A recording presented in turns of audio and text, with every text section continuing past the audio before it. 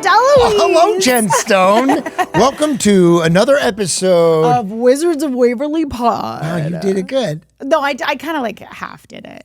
Wizards of Waverly Pod. That's why I half did it, because only you can do it like that. I used to come up to you and Selena and be like, hey, one man. But it was creepy. No, it wasn't creepy. Because you would do the announcer voice, but also it sounds like one man against the world. Yeah, one man, one rogue man. Yeah. Okay, so guys, this episode is Wizard School. Hold on. Oh, how are you, Jen Stone? How are you doing? I haven't seen you for a minute. I know. Well, thank you for asking. Life good? Yeah, life is good. Hospital's good? Hospital's the hospital. So it's okay. Anything new there happening, or is it all? Not really. I mean, the hospital's always kind of a stationary thing where once you go there, it's a very insular thing where heart attacks and strokes happen, and then people come in, and it's all. This is how I think of it. It's either emergencies where people are dying and it's life or death, or people come in with a headache and they think it's life or death. So it's a lot of nonsense, and then it's a lot of really serious stuff. So it's balancing a mixture of the two, and it's always that way. Yeah, it's intense. Well, we appreciate, and when I say we, I mean everyone. I appreciate. We appreciate the fact that you're there doing that. How are you? How's balancing I'm good. the mountain house and the beach house and Tony? Yulia's good. A lot of we're up in the woods, and we had a bear come by. You had a little bear. Well, it was a big bear. It was a big bear. Was he a black bear, brown bear? It was a black bear. Okay, because we don't have brown bears in California. Do we have brown bears? Yeah, but it looked brownish. I mean, but everybody correct me if I'm wrong. But black bears can be brown. Yeah, exactly. Yeah. And so, but Yulia took out the horn and was like, "Get out of here, bear!" Because if they get in, you have to act like really big. Yeah. If they get in and get some food, they never forget. Yes. Like they will come back and back and back. So we have bear horns and all that stuff to scare them away. What does a bear horn sound like? It's very loud, actually. I'm sure. You know, it's like Aruga! Yeah. I mean, don't press it if you're not ready. You know. I don't know why I thought it sounded like Aruga. But we're good, and it's good. Nice to be up at the cabin and. I still have to come see the cabin. I can't believe, because I've seen your beach place. Yeah, but I haven't and been up to the cabin yet. It's a house that it's 2 hours outside of LA. And it's a house that my dad built in '78. Oh. So I get to live in a house that my dad built. You've shown me, you've given me a video tour and sent me some pictures. It looks really, really special. And it's got some of your mom's drawings on the wall. Well, it's got everything. It's got all this stuff. I have my mom's desk, my dad's desk. I have a lot of family heirloom kind of stuff. And back in the day, we used to take photos and then develop them into actual pictures. Well, I love film photography. Yes, but I'm just, I have maybe 15 boxes of just old photos that really, sadly, no one's ever going to be interested in seeing. I'm interested in seeing them. But you know what I'm saying? I know what you mean. There's pictures of my parents with people that I don't even know that I have pictures of, So what I do is I go through them every once in a while and take a picture of anybody who's still alive, and I send it to them. Okay. Thank you for catching up. Now, moving on to that was our catching up segment of Wizards of Waverly Pod. Of Wiz-Tech Part 1. So I thought these episodes were called Wiz-Tech, but they're not. They're called Wizard School Part 1 and 2. So this is the first part called Wizard Disney. School. I don't even like how they're calling That doesn't fit. Not for that one. Okay, so this one is Season 1, Episode 13. It originally aired April 6th, 2008. And it's about Jerry and Teresa. And both episodes aired on the same night, right? They did. It was it was one of those in a special hour-long episode of Wizards of Waverly Place. Right. It was one of those kind of things. And the weird thing is, when you watch it on Disney Plus, as I did, they did the recap at the end of the first episode. Yeah. Yeah. Wasn't that weird? It was a little strange. Yeah. Because it was I don't know if they did a big commercial break, or they maybe showed a movie in between. Because you know how sometimes they would put a special episode of Wizards and then show a new decom, right? Or they'd premiere a new show or something. Right. They so I don't know suck you in and then give you new stuff. So I don't know if they put something else. But we were still a fairly new show at this point. So I kind of feel like we were too new for them to like use this as like a suck-in for another. Well, again, let's call it something else. Not a suck-in. That's a terrible. A suck-in. That's a terrible thing. A lure. A draw. A carrot. A carrot or something. Yeah. A carrot. All right, go on. Sorry. But so Jerry and Teresa send Alex and Justin to a wizard school called Wiz-Tech over the summer. So it's like summer school. While Justin excels, Alex constantly gets in trouble, as they do. Meanwhile, Max and Jerry go on a camp out on the terrace, which is my favorite B storyline, by the way, after Teresa questions their manhood. It's so silly, but now it's wrong. The synopsis is wrong. The synopsis? Jerry and Teresa do not send both of them to school. They get the letter. Justin gets in. Yeah. And then they force him, Alex to go. Yeah. Right.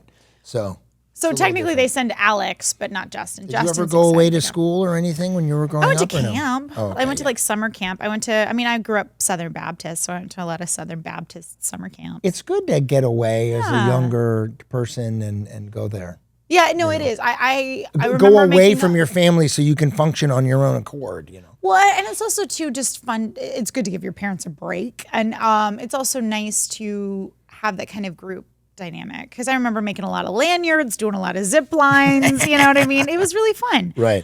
Okay. So at the top of the episode, they talk about signing yearbooks. So I have my yearbook. Oh wait, I have from Wizards. Yeah. Do you have your? So I just wanted to share, because Justin talks about, this is why I brought it. Yeah.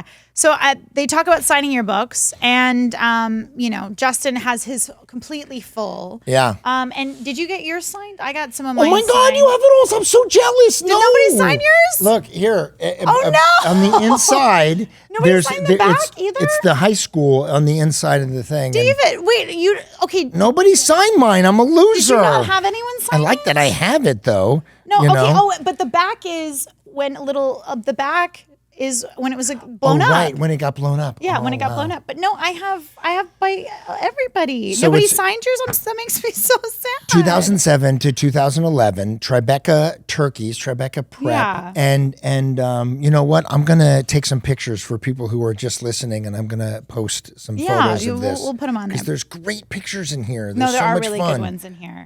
But I was gonna read some of my little captions if you guys want to hear them. Wait, what does that say? You won what? Your award? What is that? Oh, biggest potty mouth. So for everybody that they're like, oh, my child, it's ruined because I heard Harper say fuck. I'm like, well, she was saying it a lot. I love that. Did I win anything? She was saying a lot. I'm a loser. I love that you're big potty mouth. Stop. That's so funny. Okay, yearbooks. Okay, so. I just have to say one thing. The first thing I noticed was in the first scene of this, yeah, Selena has a tremendous amount of makeup on. Yeah. It's interesting. Did you notice that? Yeah, at all, I did. Again, I think in the first season, you can notice that there's a lot of like discrepancies. We were trying to find like the styles. We were trying to find the right makeup. Because also, too, we never did screen tests either. So some episodes I look at and I'm like, oh, I'm really orange in this. Yeah. Or like some of us look really red, or like the hair like doesn't, because we never did screen tests. So we kind of found it along the way. Because usually, I'm going to pull a DeLuise and explain it. Usually, you'll do a screen test to make sure like everybody, you kind of know how like the lights balance and the right makeup tests and costume tests and things like that to make sure everything kind of works before you put it on camera for the episode. And we never had that. So if you see an episode where we might look a little orangish or a little too pale, it's because we were still finding the perfect fit for everything in that first season. But yeah, she looked like there was a couple scenes where she looked a little caked. Yeah. Yeah, it was a lot. Where she looked like older. Interesting. So in the wizard class, Jerry tells Alex, Justin, and Max about WIPs, or WIPS, that you can send mail instantly by using a portal key. This reminded me of AIM, the AOL Instant Messenger. Do you remember that?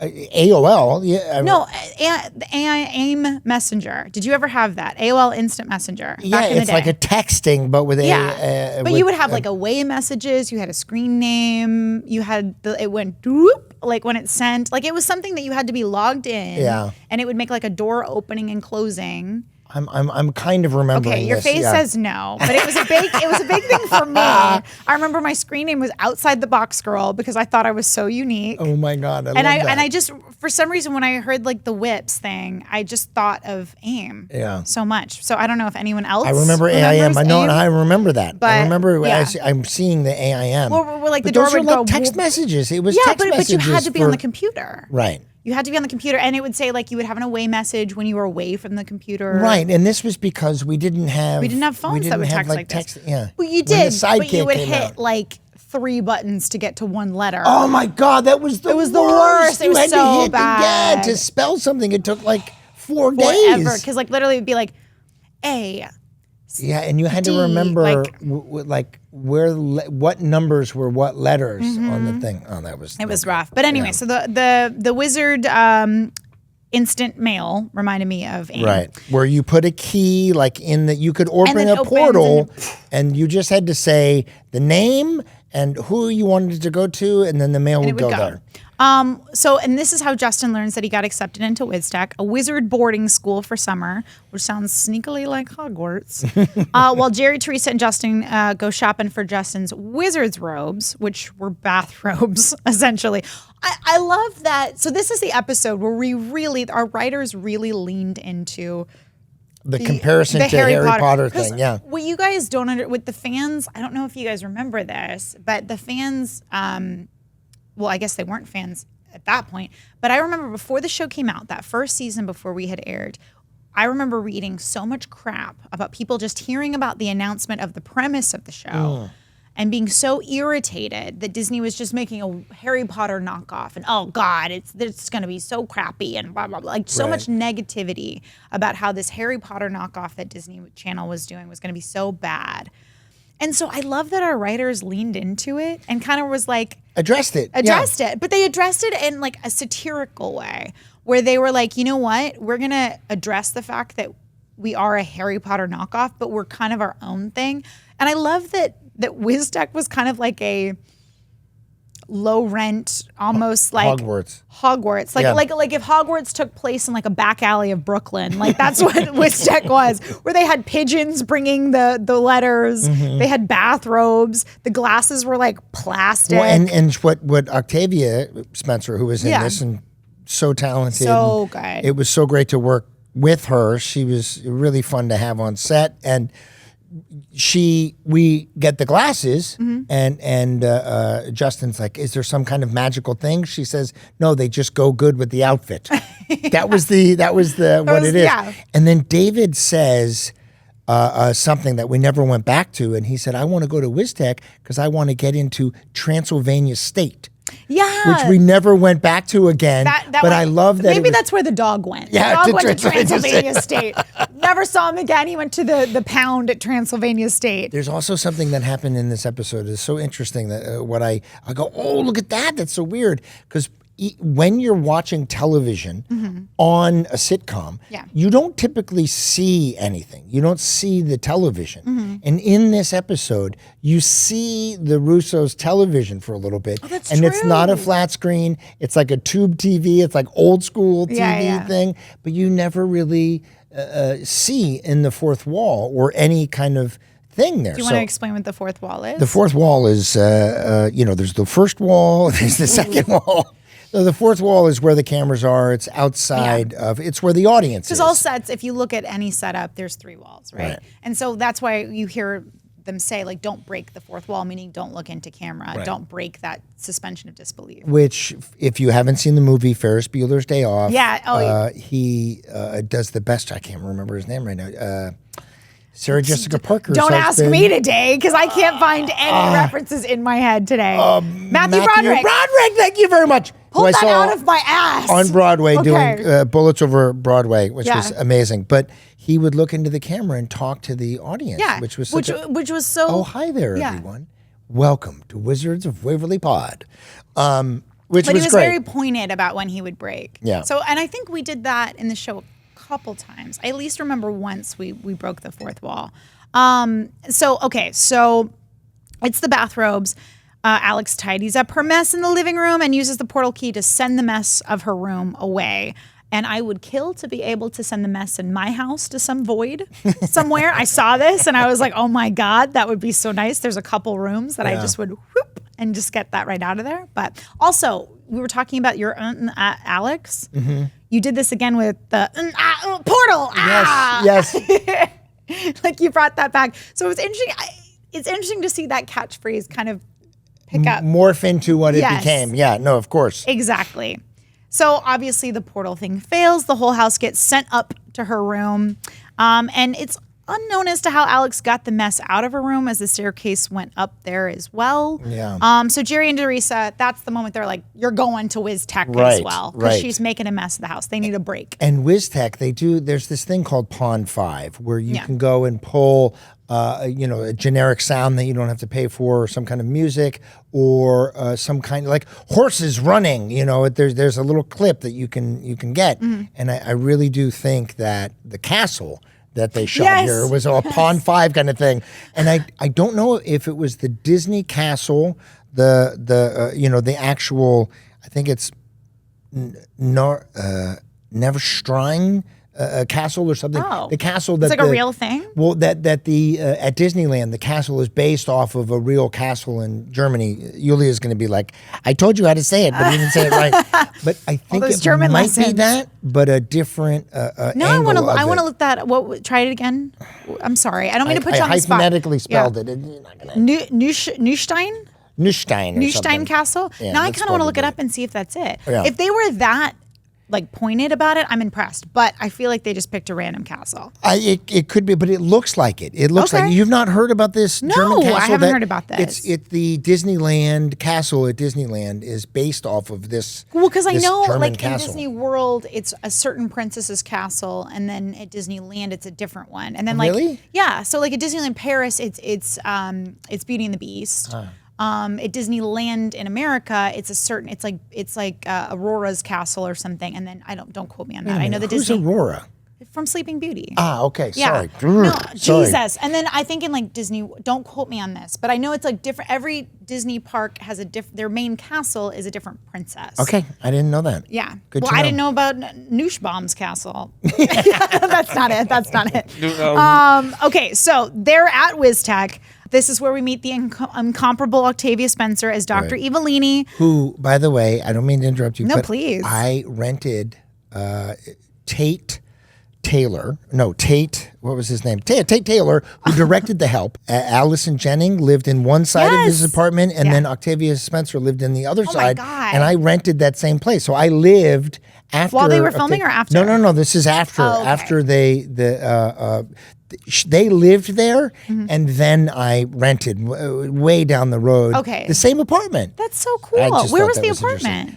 In San Vicente and La Brea is where it was. This was while in they West were Hollywood. filming The Help, or at a different time? No, different time. Time. Because I was about to say, they didn't film The Help in San Vicente. No, but I lived in her apartment that she lived in. That's so cool. And by the way, just a little side note, Tate had, I believe, adapted or written The Help and went to Spielberg and said, are you interested in producing and participating? And Spielberg was like, I want to direct this. And then Tate said, no. He turned him down on that. And then ended up directing it himself. And I'm not sure if Spielberg produced it or whatever, if his company did. But I just love that. Yeah. I love that you said no to Spielberg. But I always appreciate, because you can look at, I feel like everyone always uses the Good Will Hunting story, because I feel like it was a huge success story, and one of the earlier on ones of this, where Matt Damon and Ben Affleck said no to a lot of really big people because they wouldn't let him star in it, they wouldn't let him have creative control, they just wanted the script. And I so respect people that have such a clear vision of what they want something to be, that they'll stand in what they want. Yeah. Because it's hard when you get an offer from Spielberg to do something, to not cave and be like, yeah, sure, whatever you want. Right. You know what I mean? But to hold steadfast to the vision that you have for something, and when people do that, is so impressive. Yes, I agree. So again, our writers leaned. What were some of the others? So we did the pigeons instead of owls at Wiz-Tech. We did the bathrobes instead of the velvet fancy capes. Right. The plastic Harry glasses. Ping pong instead of Quidditch, which I love. Which, by the way, I know we're jumping here. I know. But That's what we do. Quidditch. I love Harry Potter. Okay, You're a big Harry Potter fan. I am a big I'm not a fan. huge Harry Potter. But here's the thing: Quidditch, you hit the waffle and you get in the thing and you hit get the points. waffle? Well, there's something called that, whatever, and then you get points. But then if you get the snitch, it's like 100,000 points. Yeah. So you just win. So I always was like, why don't you just go after the snitch? There's no reason, you know? And then I love that it's the tattler, not the snitch, but the tattler. And it's a little girl tattling. The part killed me. So that was the part where I was like, I love our writers so much. It was funny. Because like I said, the fact that they just made it almost farcical, that they're like, okay, we're like Harry Potter, but in a ridiculous way. Because to me, this was so the tone of the show, where it was like, we are aware of what we are and we're going to make fun of it to where you're in on the joke as well as the fans, as the audience. Because the tattler was so on the nose with the snitch. And then having the little girl that you had to then hit a child on a children's show with a ball, with a ping pong ball, which again was another thing, like Naked Justin, that I'm shocked that Disney didn't bat an eye at. With hitting, totally fine with throwing a ball at a child, like, which is just so weird to me. Like the things they pick on to freak out about and the stuff that they're like, yeah, whatever. But that joke killed me. I thought it was so funny. It was very funny. Like it was so on the nose. And also Josh Sussman is in here. Yeah, it's the first time we see Josh And we Sussman. see Hugh Normus, who becomes Selena's friend in there. And he's so sweet. He's just, you know, you meet him in the classroom and he's like, I'm the runt of the litter of this giant family of giants. And they give him little things so that he feels like a giant. Yeah. Ah, it's so funny. Which later, don't we find out later in the show that Hugh Normus is adopted and that's why he's... Is that what it is? I don't think know. so. I think we'll get to that episode. But I believe later on in the show we find out that he's adopted. Like in season 3, I think, that he reveals that it's like, oh yeah, I found out I was adopted. That's why I'm bigger than... or I'm smaller than all of my family members. Right, and I remember Josh had said that he was a lot older, maybe older, 20s or something, and he was playing high school kid. Yeah. And he was like, I shaved really close.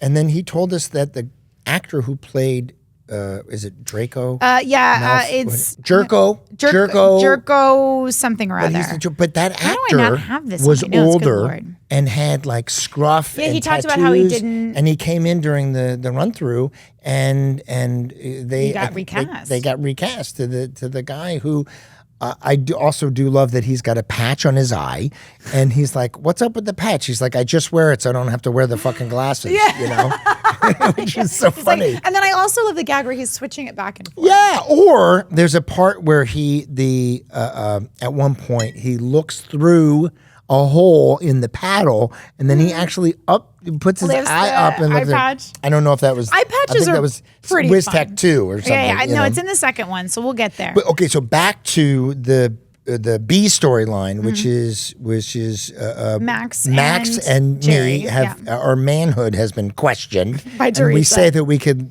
stay out on the patio. Yeah. And one of the things that's really funny to me, and you guys watch this, if they're like, no, we've never seen this show. But I'm coming up the stairs. You know what I mean? Like, because the stairs in the loft only went down 2 stairs, and then it was the floor, and you had to coming down the stairs was easier than coming up the stairs. Yeah, so Coming I up the actually stairs sucked. in this episode I literally pop up and then walk up the stairs.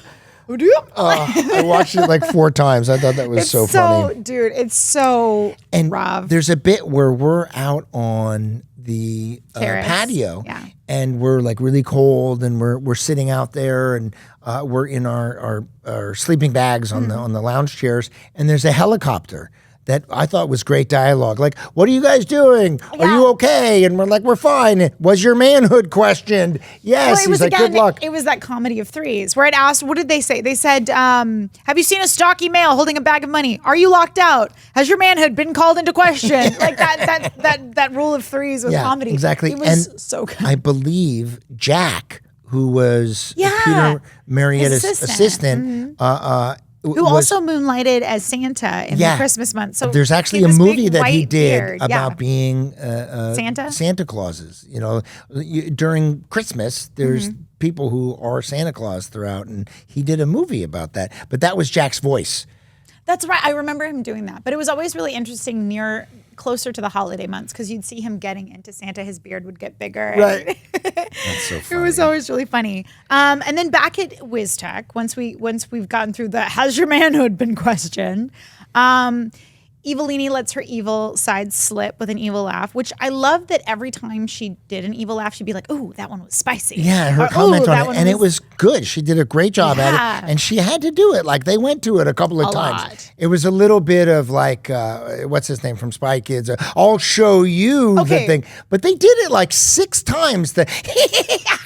Ooh, that was good. But here's the difference. It was funny this time.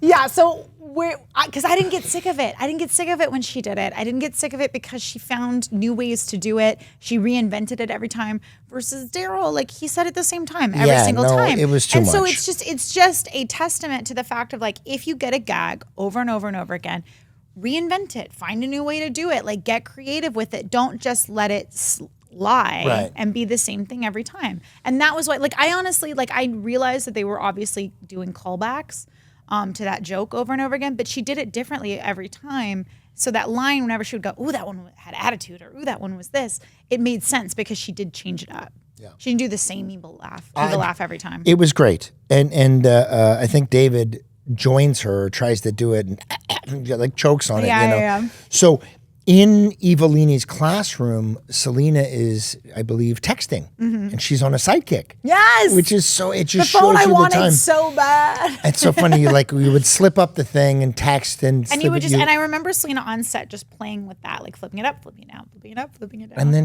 I think Octavia takes the phone away because she's in the classroom or something. And then she has to clap the.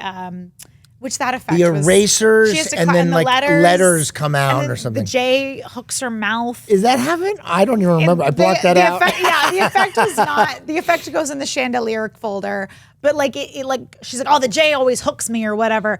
It was cheesy. It was pretty cheesy. On the phones thing, at one point, Octavia gets a phone call or something, and she has a flip phone. Oh, that's right. A little later in the episode, she has a flip phone, which I thought was so funny. Once Alex gets sick of, like, she's had like 2 detention things with Wiz-Tech. Like, Justin's excelling. Dr. Evelini is like setting Justin up because she keeps talking about Pong. What is it? Pong 12. What is it called? 8 ball. No. It's 9 ball. It's 12 ball. 12 ball. 12 ball. I got 12 balls. Whoa. Oh, wait a minute. That's a lot. 2. No, it's 12 ball. You're right, because no one's ever gotten to the 12 balls. No one's ever.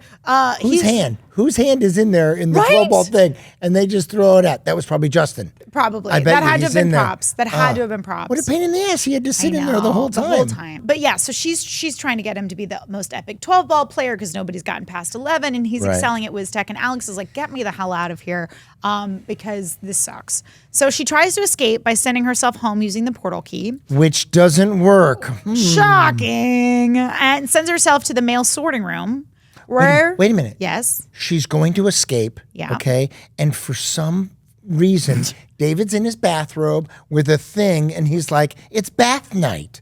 He says it's bath night. Like, what? It's so funny. That's funny to me. Yeah. Like, it's bath night at the wizard school, and there's no reference to it anymore. It just is. He's in his bathrobe and ready to go. It was a gag. Someone in the writers' room thought it was funny. We did bath night, and then we just never talked about it. I love that. Okay, but then she's like, "I'm out." And she's out. She runs into Dr. Evelini, who catches her, literally pulls out the discipline bucket, which sounds awful, and then makes Alex scrub the floors of Wiz-Tech. She then finds Dr. Evelini's, which God bless Octavia Spencer for committing to this, because it was, where this came from, I have no idea, but the messenger fish that she speaks into, and then it like wobbles down the stairs. It was a lot for me. It was a lot.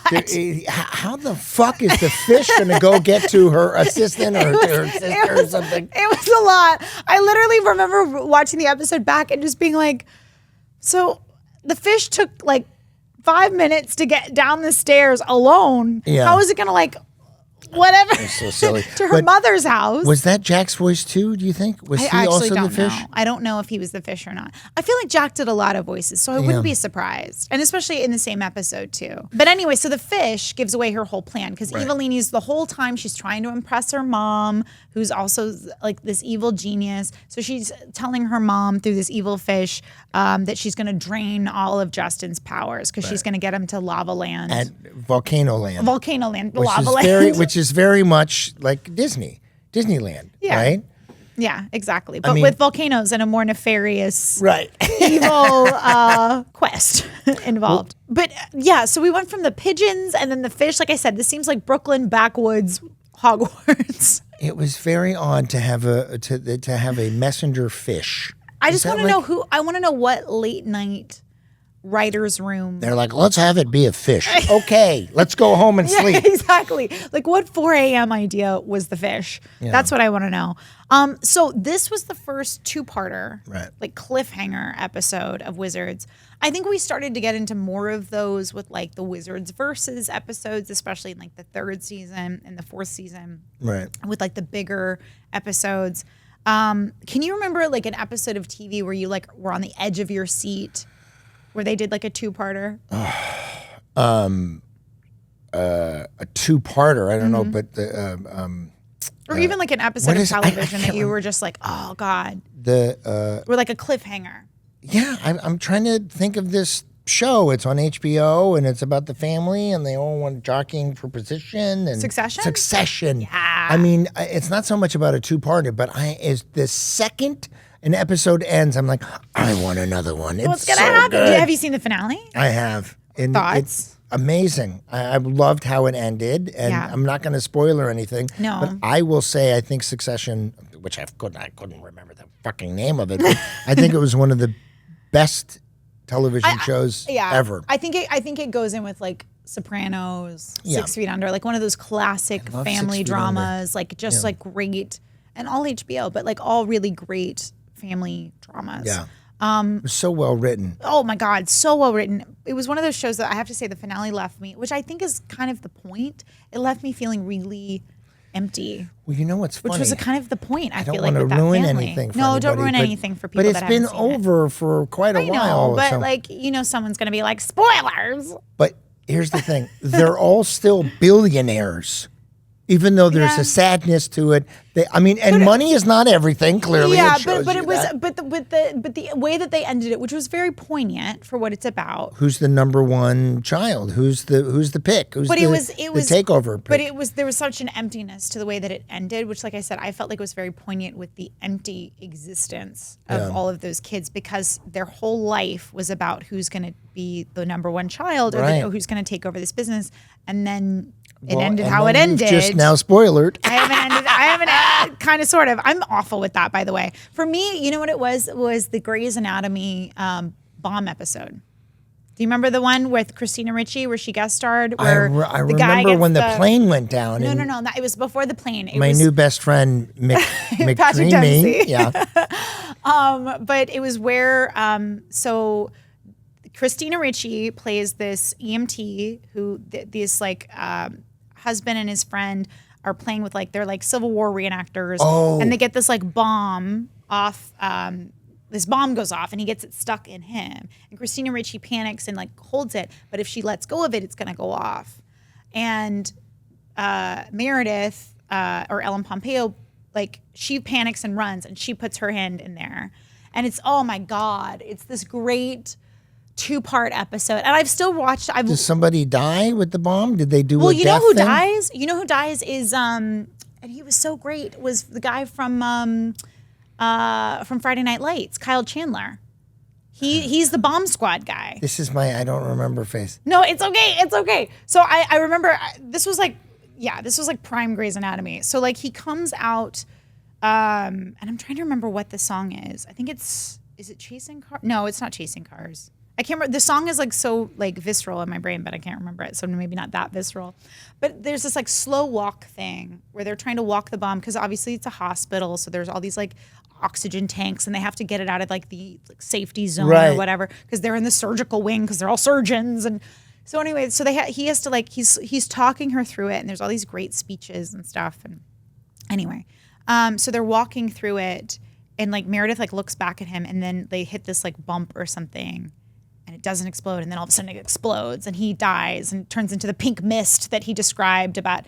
I think the anesthesiologist talks about how like when these go off, you turn into pink mist where they can't even find any part of you, and so he turns into the pink mist. You know this. You remember this really well. I was really into Grey's Anatomy at the time. All right. When we're done with the Wizards rewatch, we'll Grey's Anatomy. 20 episodes of Grey's Anatomy. I think there's more than 20. But I did an episode. But when I know you did. I know, and I freaked out, and I texted you when I saw your episode. Yeah. But talking about like two-parters and cliffhangers that really got you, that one really got me. Obviously, I remember it in such big details because it was such. There were so many character actors in it that gave beautiful performances. There were such great speeches. There were such great moments. It was a very great two-part episode of the show. I don't know if Wiz-Tech got to that level, but it was a fun two-parter for sure. I'm curious what the fans think about how the comparison or how Wizards dealt with being compared to Harry Potter. Like, what did you folks think it was it done well? You know what I mean? Was the kind of lighthearted poking at Harry Potter fun? Should we have just gone away from it? You know, I'm curious what the fans think. You let us know. I also want to know what their favorite two-part episode was out of the show. Like what? Because like I said, we did, especially in the later seasons, leaned into a lot of them. So I want to know what their favorite like two-part episode was, because we did a good amount of them, especially once the show gained in popularity, because Disney would do that thing where they'd be like, well, we have a new show or a new decom or whatever, we're going to squeeze in. I remember between these down the road there was a lot of like three, you know what I mean, like a three-part kind of, especially with like Justin and Juliet or Alex and Mason, like when the werewolf and vampire stuff came, oh my God, I can't wait to get to those episodes. It's going to be fun.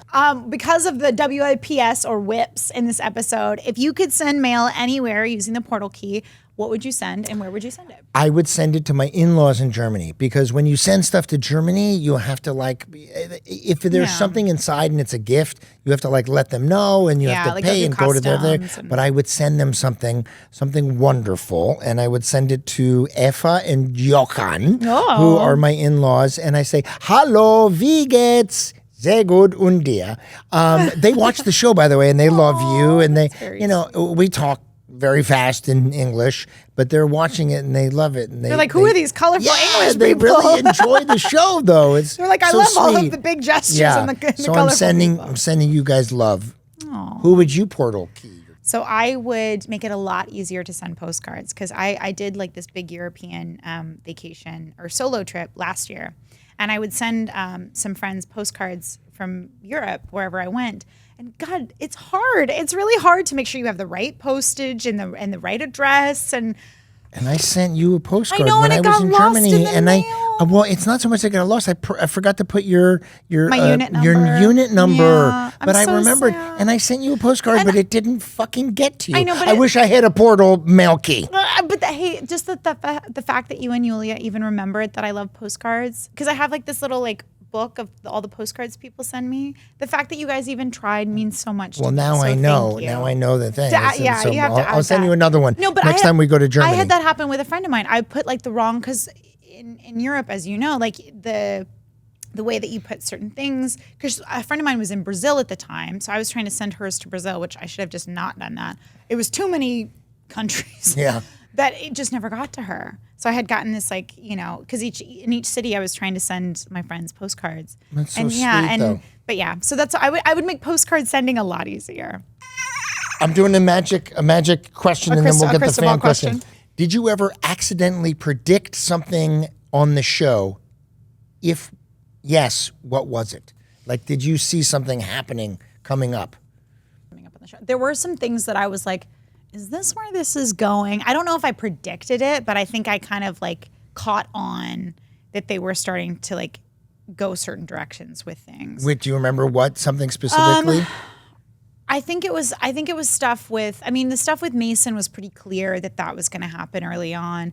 The stuff with Juliet I felt like was similar. But I think some stuff with Mason were like, they were going to break up and maybe not end up together. I was like, is this where this is going to go? Are we going to have this like horrible, like really like bummer of a breakup? And some of the writers were like, that's where it's gonna go. Well, the whole big thing for me was the Wizards, the finale. Like, who was going to get the? Oh, did you guess that? I did, and I guessed not happy about what happened because I wanted Selena to win and then give her powers to Justin. Yeah, that's what I wanted. Like I won, and I gave my powers to Kelbo. Well, and we talked to Peter, and that's what he ultimately wanted would have to done. happen. Okay, so we have a fan question, a video. Here we go. Hello, Jennifer and David. I am Francesca. I have been a huge Wizards fan since it came out. It has always been my favorite Disney show. I started watching it when I was a little girl, and I'm 21 now. And it's still my favorite. It will always be my favorite.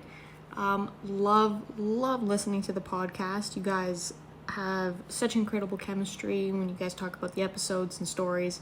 It's incredible. So my question is, because now you guys are getting into the episodes with Wiz-Tech, how was it on that set? Because from us watching the episodes, it looked like such a cool set every time there was, a Wiz-Tech episode. So how was it? Francesca, that is an awesome question. And Excellent also, question. I love the nail polish. It's And really thank you for enjoying the podcast. that We're was- loving doing it, and we love that you are.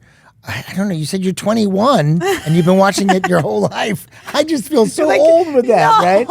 Well, you have a lot of life left to live. Yeah, but no, thank but you we- so much for watching. We and appreciate that. such kind words. But so the sets actually were really elaborate for us as well. I didn't get to shoot in them, but I was always on set banking school hours, so I was around the sets. And I remember one of my favorite things about being an actor is getting to play pretend. And when you have sets that are as elaborate as Wiz-Tech was, because normally we had our sets, our standard sets, which were the loft and the substation and the lair, and those were fantastical, but more casual. And then Wiz-Tech was larger than life. It was a big set, and So that's when you start to feel like you're in the movie magic aspect. And I did get to shoot on it, not a lot because it wasn't, the family wasn't so much there at Wiz-Tech, but we did go there. But when you came to pick the kids up. Well, and when we watched the 12-ball tournament, mm-hmm. I got to be on set, which was fun. And I enjoyed the set. I thought it was great. One of my favorite moments, which we'll talk in Wiz-Tech Part 2, there was a line that I came up with, which was so fun. Oh, I can't wait to hear what it is. Yeah, well, we really appreciate your question, and thank you for being a fan and sending that in. We really appreciate everybody that sent in their submissions, and we have another one. Yes. Yes, we have another question. We have one more. Here we go. Hi, Wizards of Waverly Pod. We are Becca and Hunter from the Time Machine podcast, where we talk about all things Disney Channel. And we were just wondering, for the Wizard School episodes, how did you guys get around all of the references to Harry Potter, since that is a Warner Brothers property? And follow-up question, are you guys Harry Potter fans? Becca Hunter, thank you very much for that question, which now I have forgotten. Stand by. No, how did you get around Harry Potter references, and are you a Harry Potter fan? Becca and Hunter, thank you very much for both of those questions. Our fellow podcasters. Yes, congratulations on having a podcast. And I am a huge fan of Harry Potter. When my oldest daughter was young and the book first came out, again, I'm dyslexic, so I love that I'm talking to you over there, but it was a video. I had Riley read me the book. She would read it to me as opposed to me reading it to her. Aww. And I loved it. And once the movies were made, I think my kids were like, we're good, Dad. You're a little older. But I forced them. I was like, we're going to see the movies. We're going to see it. And I think that, with Harry Potter being a Warner Brothers property, which it's now, I guess, owned by Universal because they have a ride there, the Harry Potter land, I think what the show decided to do was poke fun at it and poke fun at the fact that, we were wizards, they're wizards and that kind of stuff. So it wasn't so much that we were saying Harry Potter, but we got away with everybody wearing Harry Potter glasses. Well, and I think and making reference to I think it, we had two options. We could either ignore it entirely, or we could look it down the barrel and just face it head on and do like what our show did often, which was we fun. poked fun. We made a farce out of it. We made it satirical, and I think that was the right move because rather than just ignore it and pretend like it didn't exist, it was a blaring reality that we were akin to Harry Potter. And I think as fans found the show, they saw it was its own thing. But yeah, no, we definitely poked fun at it, especially at Wiz-Tech. Yeah. And as far as me being a Harry Potter fan, I read the first 3 books, and I have a picture of me somewhere that made it in the newspaper in Texas of me dressed up as Hermione. Oh, really? Yeah, at the release of the 4th book. But I don't know if I just got older and I lost interest, but after the 3rd book, I kind of fell off on the Harry. I enjoy it. I'm just not like a diehard. I just love that world, you know. It's a fun world. The magic, but the detail of that world, you know, really was such imagination. And I love all of the character actors in the movies. Yeah, and unbelievable. We got to grow up with them. Yeah. You know what I mean? Like Yeah. we got to be a part of that. But I think the same way that fans feel that way with Wizards on a grander scale, feel that way with Harry Potter because they got to grow up with those characters. I have a lot more Harry Potter stuff that I'd like to talk to you about, but let's hold on to that. So yeah, we'll have an extra little Harry Potter business on our Patreon. Yes. But thank you guys for tuning in. And if you want to catch us on Patreon, we'll continue to geek out about Harry Potter on there. Soon to come, we will talk about Wiz-Tech Part 2. Stay tuned. Bye, guys. If you can't get enough Wizards, heaven knows we can't, you can join our Patreon for exclusive weekly bonus content. There's a link in the description for that too. It's magical. Oh, see you next week.